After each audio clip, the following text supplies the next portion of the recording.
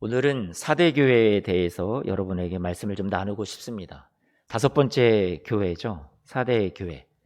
소아시아의 7교회를 향한 말씀을 우리가 계속해서 연속으로 듣고 있습니다. 그 중에 이 4대 교회는 3장 1절 말씀을 보니까 4대 교회의 사자에게 편지해라. 4대 교회의 성도들에게 이 편지를 써서 기록해서 다 알게 하고 들려주어라, 읽어주어라 말씀하셨던 거죠. 그런데 어떤 내용을 다루고 있냐면 주님께서 1절 말씀부터 책망을 하시는데요. 1절 말씀 그 하반절을 같이 보니까 내가 너의 행위를 아는데 너가 살았다 하는 이름은 가졌지만 죽은 자야 라고 말씀하고 있어요. 4대 교회는 이전의 내용의 교회와는 좀 다른 것 같아요. 앞에 있던 교회들은 핍박을 받고 환난을 통과하고 고난 가운데 놓여 있었던 교회의 모습이었다면 4대 교회를 향해서는 그런 내용이 하나도 없었어요. 이들이 어떤 믿음 때문에 대가를 치렀거나 희생을 지불했다거나 주님으로부터 칭찬받았던 내용들을 좀 처음에 찾아보기가 힘든 것 같아요. 교회는 사탄이 어둠의 세력이 우리를 신앙심을 떨어뜨릴 때 세상의 어떤 박해, 고난, 핍박 이런 것을 이용하기도 하거든요. 그런데 꼭 그런 것만 이용하는 것이 아니라 달콤한 세상적인 유혹으로 우리의 신앙을 떨어뜨리고 안락하고 물질의 유혹에 넘어가게 하고 세상을 사랑하게 만드는 그러한 시험이 우리에게도 찾아올 때가 있는 것 같아요. 이 4대 교회는 비교적 부유한 그런 지역이었어요. 그리고 신앙으로 인해서 핍박과 환난을 당하는 불이익이 별로 없었던 교회로 성경 말씀을 보면 학자들이 추정하고 있습니다. 그러니까 안전하고 부유하게 신앙생활을 하다 보니까 세상에 점점 잠식되어가는 교회였다고 할까요? 세상을 변화시키고 세상에 선한 영향력을 끼치고 믿음을 보이면서 승리하는 교회의 모습을 보였다기보다는 세상에 파묻혀서 세상과 동일하게 닮아가는 그런 교회였다라고 그렇게 보고 있는 거죠. 4대 교회는 스스로 자신을 죽은 교회라고 생각하지 않았어요. 자신의 영적인 상태를 모르고 있었던 교회죠. 그런데 주님께서 오늘 말씀에 뭐라고 하냐면 너는 살았다 하는 이름은 갖고 있지만 겉모습은 그렇게 보일지 모르겠지만 너희들이 스스로 살았다라고 생각할지 모르겠지만 너희는 실상은 죽은 자야 라고 말씀하시는 거죠. 죽은 믿음을 갖고 있다고 주님이 그것을 알고 있다라고 말씀하고 계세요. 1절 말씀 한 번만 더 띄워줘 보세요. 주님이 이것도 알고 있다고. 내가 너의 행위를 아는데 너가 살았다는 이름은 가졌지만 죽은 자구나 라고 안타까워하세요. 주님께서 저와 여러분들의 지금의 모습을 보시면 뭐라고 하실까요? 여러분, 살았다라고 보실까요? 아니면 죽었다라고 보실까요? 코로나19를 지나오면서 여러분의 신앙과 믿음은 죽어가고 있습니까? 아니면 코로나19의 환경과 상황과 상관없이 여러분은 계속해서 살아있는 신앙의 모습을 보여주고 있습니까? 우리가 잃어가고 있는 것은 없나요? 생명력을 우리가 잃어가고 있지는 않습니까? 겉모습은 우리는 예배에 나와 있을지 모르지만 저와 여러분들의 삶에서 정말로 우리는 살아있는 삶의 예배를 하나님 앞에 드리고 있습니까? 죽어있는 것의 특징은 뭐냐면 움직이지 않는 거죠. 그렇죠? 어떤 영향력을 끼칠 수도 없는 거예요. 살아있지만 존재감이 없는 거예요. 예수님께서 교회를 향해서 제자들에게 빛과 소금이다라고 말씀하셨는데 교회로서 우리가 존재하는데 우리가 살아있지 못하면 빛이 되지 못하는 거죠. 어둠을 물리칠 수가 없어요. 썩어가는 세상에서 부패하는 세상에서 우리가 그것을 정화시키지도 못해요. 그런 일이 일어날 수 없는 거죠. 왜요? 죽어 있으니까. 그래서 오늘 본문에 실상은 죽은 자나 다름없었던 이들의 신앙에 대해서 이 교회의 모습에 대해서 예수님께서 너무나도 안타까워하시면서 2절 말씀에 이렇게 말씀해 주세요. 여러분을 향해서도 주님이 들려주시는 음성이라 생각하시고 우리 2절 말씀을 같이 한 번만 읽어보겠습니다. 시작. 너는 일깨어 그 남은 바 죽게 된 것을 굳건하게 하라. 내 하나님 앞에 내 행위에 온전한 것을 찾지 못하였노니 너는 일깨어라. 그리고 그나마 남은 바 지금 죽게 되어가는 가운데 있는데 지금 남아있는 것마저도 다 죽으면 안 되니까 제발 그 신앙을 지켜라. 죽게 되는 것을 면하라라고 주님께서 우리에게 도전을 주고 계시죠. 일깨워라. 잠자고 있다라는 거예요. 죽어 있다라는 거예요. 우리의 신앙이. 그래서 사대교회를 향해서 또는 저와 여러분은 오늘 우리의 신앙의 모습을 주님이 보시면서 일깨워라. 깨어나라.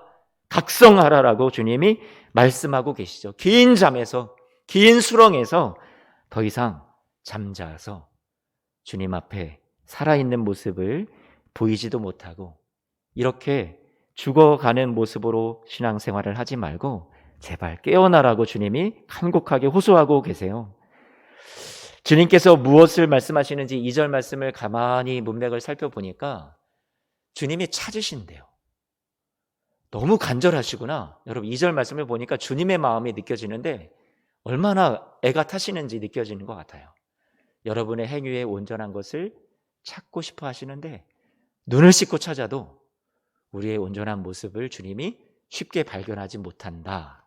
안타까워하시는 주님의 마음이 담겨져 있어요. 찾고 싶어 하세요. 여러분의 모습에서 우리 내 새끼, 내 자녀들, 예수 소망교회 성도들 더 온전해졌으면 좋겠다. 근데 주님이 그것을 발견하고 싶어 하세요. 여러분에게서 그 모습을 너무나도 보고 싶어 하세요. 2절 말씀에 죽게 된 것 이렇게 표현하고 있는데 이 죽게 된 것을 원문을 보면 시제 자체가 이것은 완전히 죽어 있는 상태, 절박한 상태 그런 의미가 이 원문의 뜻에는 담겨 있습니다. 이 정도면 되겠지, 안전하겠지, 우리가 평안하겠지, 괜찮겠지 우리가 안일함에 빠져 있는데 지금 죽게 된 것은 아주 지금 절체절명의 위급하고 시급한 상황에 대해서 말씀해주고 있는 거예요. 주님께서 저와 여러분들에게 강력하게 경고하십니다. 죽어가고 있다. 깨어나야 된다라고. 골든타임이라고 있죠. 우리가 응급환자들도 우리가 심정지가 왔을 때 4분이 또 골든타임이라고 하잖아요. 저와 여러분들이 지금 죽어가고 있는 이 시기에 우리가 이 시간을 허비할 수 없다라고 주님은 말씀하고 계시죠. 지금 바로 깨어나라고 간곡하게 우리에게 말씀하고 계세요. 2020년이었죠. 코로나 중에 엠브레인 트렌드 모니터라는 그런 기관에서 종교인들 관련 인식 조사를 했는데요. 설문조사를 했다라는 건데요. 이제 불특정 다수로 해서 만 20세에서 59세 남녀까지 대상으로 온라인 조사를 펼쳤어요. 그런데 이 조사 결과에서 이제 종교인 관련된 그런 조사였잖아요. 그래서 한 가지씩 이제 그 종교마다 살펴보고 사람들한테 물어봤어요. 이런 사람들 어떻게 생각하냐고. 불교 신자에 대해서 물어봤습니다. 그들의 대답이 세 가지만 묶어볼게요. 불교 신자들에 대한 생각은 온화하다. 그리고 두 번째로 많이 나온 게 절제한다. 세 번째는 따뜻하다. 그러면 천주교 신자들에 대해서는 어떻게 생각하냐? 여기도 첫 번째가 온화하다. 그리고 두 번째가 따뜻하다. 세 번째 나온 게 윤리적이다. 세 번째로 기독교, 개신교 신자에 대해서 교회에 다니는 사람들에 대해서 물어봤을 때 좀 마음이 좀 아프고 기분이 좋지는 않은데 이렇게 표현했습니다. 거리를 두고 싶다. 첫 번째. 두 번째, 사기꾼 같다. 세 번째, 이중적이다. 어떻게 이렇게 나올 수 있을까요? 참 안타깝죠? 시대가 바라보는 우리 교회 다니는 성도들의 모습에 대해서 참 기분이 좋지는 않고 안타까운 이런 결과인데 그럼에도 불구하고 이러한 시대적인 상황에 맞물려서 주님께서 오늘 사대교회를 향해서 주시는 메시지가 오늘 우리들에게 주시는 메시지가 아닌지 우리가 가슴에 좀 새겨봤으면 좋겠습니다. 주님께서 우리에게 너가 살았다 하는 이름은 가졌지만 실상은 죽은 자다. 이게 우리의 모습입니까? 라고 우리가 반문해보고 싶지만 여러분 세상도 지금 우리들의 모습에 대해서 인정해주지 않는 그런 모습을 우리를 그렇게 바라보고 있습니다. 마음이 아픕니다. 3절 말씀에 우리를 향해서 주님께서 간곡하게 부탁하세요. 한국교회 지금 위기라고 생각이 되는데요. 주님께서 저와 여러분들에게도 도전을 주고 계시고 돌아서라고 회개하라고 말씀하고 계시는 주님의 음성이 오늘 말씀에도 담겨 있고 시대적으로도 우리에게 요청하고 있다고 생각이 돼요. 개신교가 많이 잘하는 것들이 있죠. 하나님 앞에 신앙생활하고 정말로 누가 보더라도 많은 사람들을 섬기며 사랑으로 희생하면서 살아가는 정말로 좋은 신앙의 모습을 보여주는 우리 성도님들이 많이 계세요. 그런데도 우리가 지금 이러한 질타를 받고 있다는 것은 주님께서 달리는 말에 채찍을 가하듯 우리에게 지금 잘하고 있어도 더 온전한 모습을 발견하기 원하시는 주님의 마음이 담겨 있다고 생각이 돼요. 그래서 주님께서 저와 여러분들에게 요구하시는 것은 무엇이냐면 3절 말씀, 주님이 이렇게 되었으면 좋겠다라고 말씀하세요. 같이 한 번만 3절 말씀 읽어보겠습니다. 시작. 그러므로 내가 어떻게 받았으며 어떻게 들었는지, 여러분 어떻게 받고 어떻게 들었다라는 건 뭐예요? 복음이에요. 복음. 여러분 복음을 어떻게 받았어요? 누구의 사랑을 통해서, 누구의 희생과 섬김을 통해서, 누구의 눈물의 기도를 통해서 여러분이 받았어요. 어떻게 들었어요? 그 복음을 들었을 때 여러분이 얼마나 감격했어요? 얼마나 뜨거웠었어요? 얼마나 주님을 사랑하는 마음이 있었어요? 내 죄가 얼마나 크게 보였었어요? 그런데 우리가 거기에서, 그 복음에서 이미 다 식어져 있는 모습이 되어버린 거죠. 생각하라 그랬어요. 우리 단어를 몇 가지를 좀 살펴봐요. 3가지 보기를 원하는데 이 3절 말씀에서 생각하라. 생각하라라는 말을 원문을 보니까 여러분 기억하라라는 말이에요. 좀 더 정확하게 직역을 하면 기억하라. 기억한다라는 것은 잊었다라는 거예요. 까마득하게 옛날처럼 잊어버리고 지내는 거예요. 우리가 복음을 어떻게 받았는지, 어떻게 들었었는지, 그 복음의 감격과 주님을 향한 사랑을 우리가 다 잊어버리고 우리가 죽어가고 있지는 않은지 주님 앞에 자신을 돌아보았으면 좋겠어요. 저도 그래요. 여러분을 자신을 돌아보세요. 내가 잊고 있지는 않은지, 그 복음을 받았던 복음, 들었던 복음을 다시 기억해내라. 주님이 부탁하세요. 그리고 지키라고 말씀하시는데요. 여기서 지켜라 하는 것은 우리가 무엇인가를 주님 앞에 어떤 행동을 통해서, 행위를 통해서, 많은 헌신을 통해서, 희생을 통해서 우리가 다 보여드려야지라고 생각할지 모르겠지만 주님께서 말씀하시는 것은 지키라라는 말은 원문을 보니까 단단하게 붙들라라는 말이에요. 내가 뭔가를 하나님 앞에 헌금을 많이 해야지, 봉사를 열심히 해야지, 드려야지, 이런 차원이 우리가 이 지키는 게 아니에요. 말씀을 내가 모든 것을 다 순종해야지, 이런 차원이 아니라 주님으로부터 받았던 복음에 대해서, 우리가 받았고 들었던 이 복음을 우리가 세상의 유혹 가운데, 우리가 소망이 없어서 쓰러질 것 같은 시험 가운데 그래도 어렵지만 단단히 붙드는 것, 그게 지키는 것이라고, 복음을 지키는 것이라고 우리에게 말씀해 주고 계세요. 3번째로는 회개하라라고 말씀하세요. 회개한다라는 말은 원문을 보니까 지각한다, 깨닫다라는 그런 단어의 뜻이 담겨져 있어요. 마음을 바꾼다. 아까 겉모습은 살았다 하는 이름을 가졌지만 속사람은 죽은 사람이라고 그랬잖아요. 죽어가고 있다고. 이 속사람이 마음이 바뀌어야죠. 깨달아야지 바뀌어지는 거죠. 지각해야 바뀌어지는 거죠. 그런데 지지리도 못난 우리는, 저는 깨닫지 못하는 거예요. 주님이 간곡하게 부탁을 하셔도 우리가 마음을 바꿀 생각을 하지 않고, 속사람이 변화될 생각을 하지 않고 깨닫지를 못하는 거죠. 우둔하죠. 어리석죠. 그래서 주님 앞에 돌이키지 않는 거예요. 주님께서는 그 모습을 회개하라라고 우리에게 말씀하고 계세요. 다시요, 복음을 기억하고 그리고 복음을 붙들고 우리가 삶에서 깨달아서 마음을 바꿔서 이렇게 살겠습니다라고 지키면서 살아내는 것까지가 저는 회개라고 생각이 듭니다.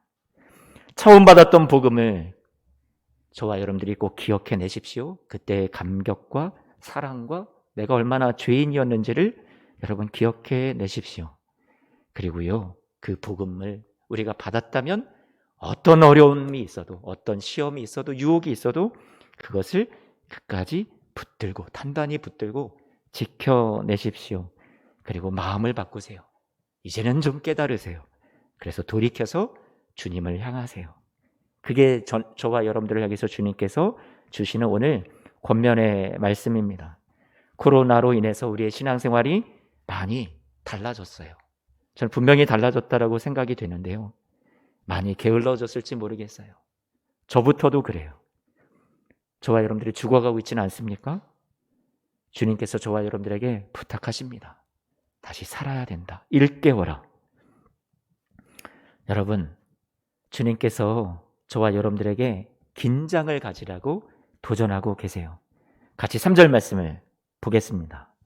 잠자고 있는 우리에게, 영적인 깊은 잠에 빠져 있는 우리에게 주님께서 이렇게 말씀하시죠. 3절 다시 한 번만 읽어볼게요. 시작.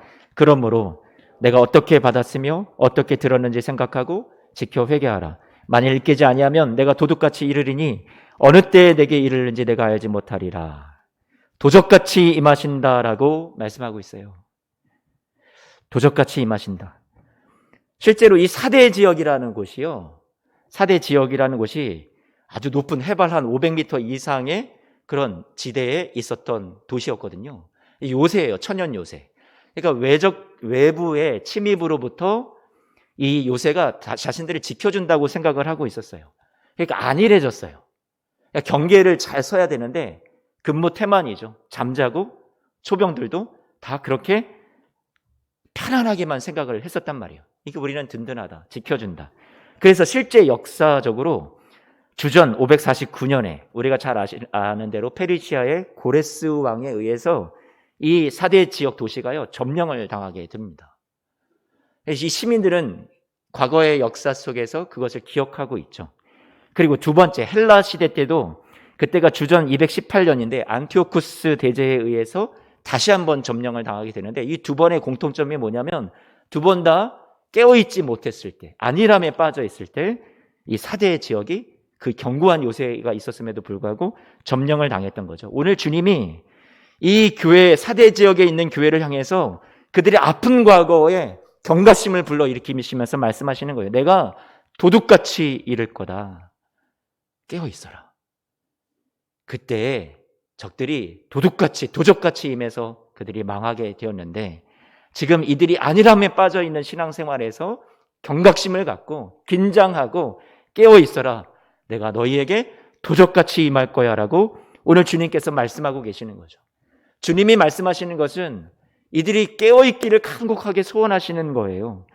데살로니가전서 5장 2절에서 6절 말씀 같이 한 번만 읽어보겠습니다. 이 말씀에도 이런 비슷한 말씀이 있죠. 같이 한번 읽어볼까요? 시작.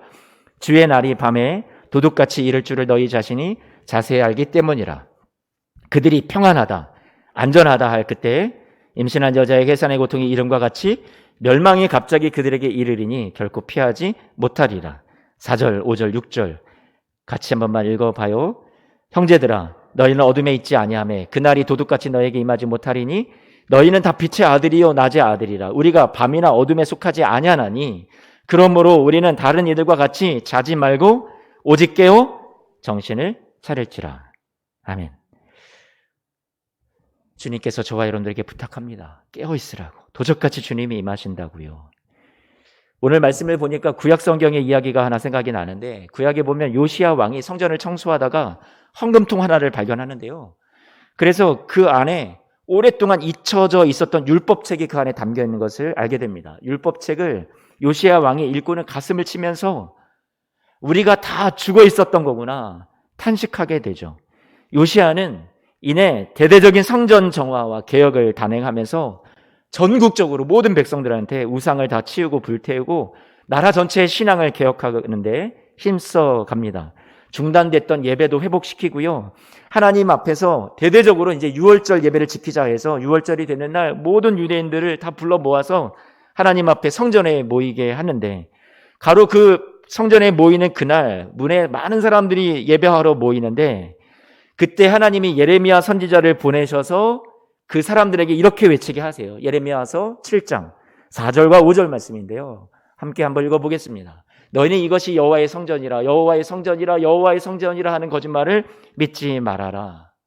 왜 이렇게 말씀하시냐면 그들이 삶에서 지금 예배하러 겉모습은 오고 있는데 자신들의 예배를 오기 이전의 삶에서는 길과 행위가 바르지 않고 이웃들에게 정의를 행하지 않는다라고 주님이 책망하셨던 거예요.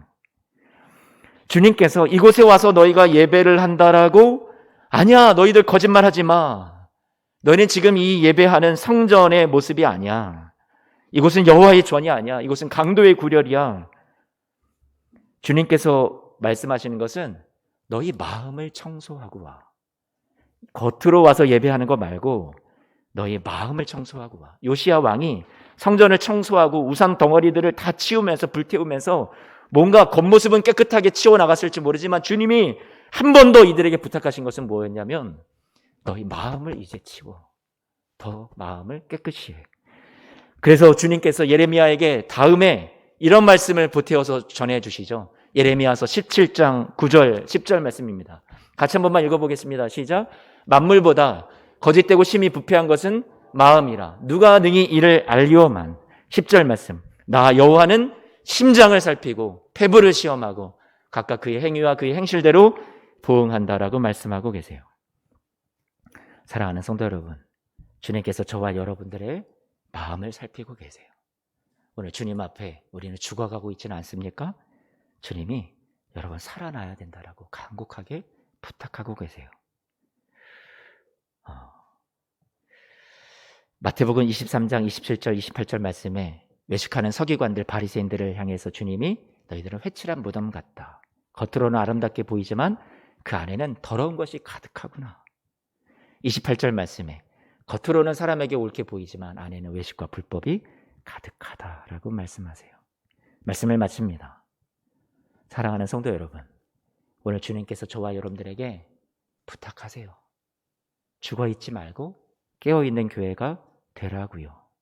오늘 주님 앞에 자신을 돌아보고요. 주님, 제가 죽은 교회가 아니라 깨어서 살아있는 교회가 되겠습니다.